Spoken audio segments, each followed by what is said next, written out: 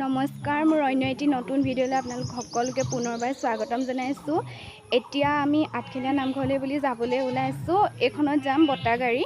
তাৰপাছত ইয়াত মানে ডাঙৰ মামাহঁতৰ পৰিয়ালটোৰ লগত যাম। সেইকাৰণে আহি এতিয়া মামাৰ ঘৰতে ব্লগটো ষ্টাৰ্ট কৰিছোঁ আৰু আপোনালোকক সবিশেষ দেখাই যাম, চাই যাব। কৰাৰ বাবে যোনবোৰ প্ৰয়োজনীয় সামগ্ৰী লৈছে সেইবোৰ বেগীত ভৰাই আছে। এতিয়া আমি 7জন আহিছোঁ দেই, ঘৰৰ পৰা ওলাই আছোঁ আৰু এতিয়া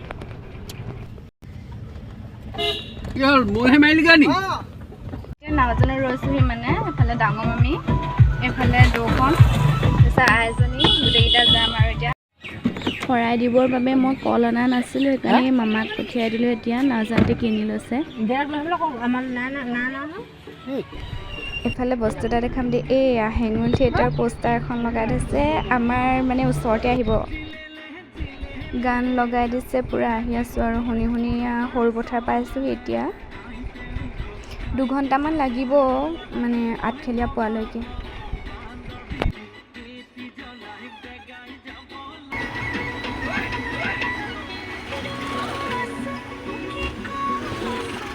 এতিয়া আহি পাবলৈ হৈছে। এয়া নতুনকৈ বনাইছিলে যে গেটখন, সেইকাৰণে পাৰ হৈ আহিছোঁ। এতিয়া এয়া নামঘৰ যোৱা ৰাস্তাটো চাই যাওক আৰু আপোনালোক। 8:30 বজাতে অহা, এতিয়া এয়া 11 বাজিছে। আমি এতিয়া পাইছোঁহি, সৌখন গেটখন ওলাইছে আৰু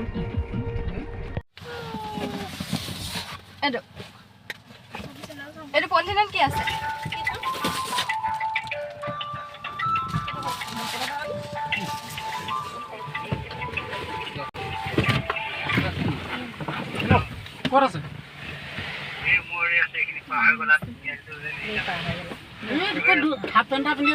এতিয়া নামি লৈছোঁ, দেখুৱাম পৰিৱেশটো।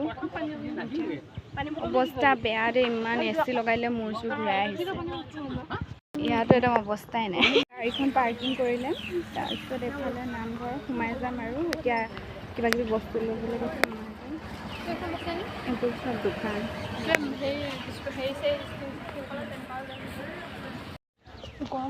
এতিয়া আমি সকলোৱে নামঘৰৰ ভিতৰলৈ বুলি গৈ আছোঁ। এয়া দেখিছে নহয়, শ্ৰী শ্ৰী আঠখেলীয়া নামঘৰৰ বাটচৰা ভাগ। এইফালে আছে অতিথিশালা। তাৰপাছত এইফালে এতিয়া ডাঙৰ মামী আৰু মই গৈ আছোঁ। পাছত ভণ্টি আছে, তাই কেমেৰা কৰি আছে। আগতে মামাহঁতো গৈ আছে। ব'লক আপোনালোকক দেখাই যাম।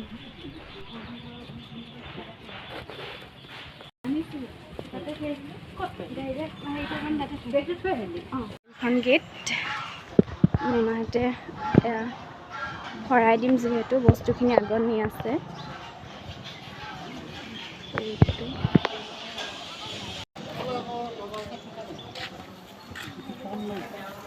এইফালে ভৰি ধুবলৈ দিছে পানী। ইয়াত বন্তি জ্বলাই পুৰণি নামঘৰখন। ইফালে ভণ্টিয়ে ভৰি ধুই ল'লেগৈ, এতিয়া ময়ো ধুই লওঁ, যিহেতু নামঘৰৰ ভিতৰত এতিয়া বন্তি জ্বলামগৈ। শৰাই অৰ্চন কৰিবৰ বাবে এয়া বস্তু সামগ্ৰীবোৰ উলিয়াই লৈছোঁ আমি ইয়াতে। এয়া হৈছে পুৰণা নামঘৰৰ ভিতৰ ভাগ। ইয়াতে মই এয়া চাকি জ্বলাই ল'লোঁ।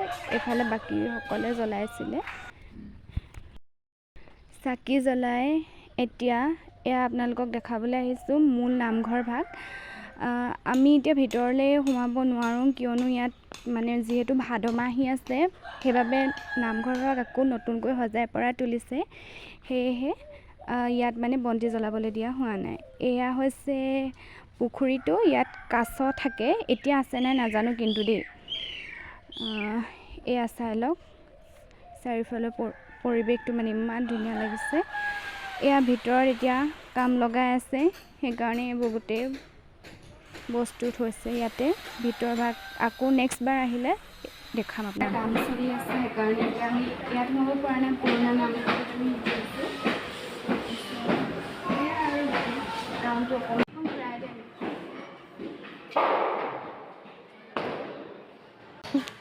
মই বহি লৈছোঁ।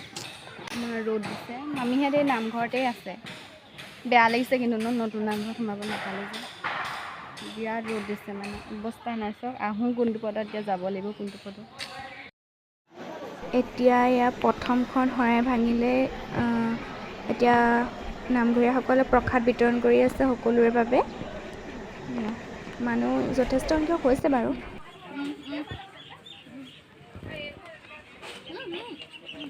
নামঘৰৰ পৰা আহিলোঁ, এতিয়া মানে বেছি দূৰ নহয়, নামঘৰৰ পৰা অলপ দূৰ।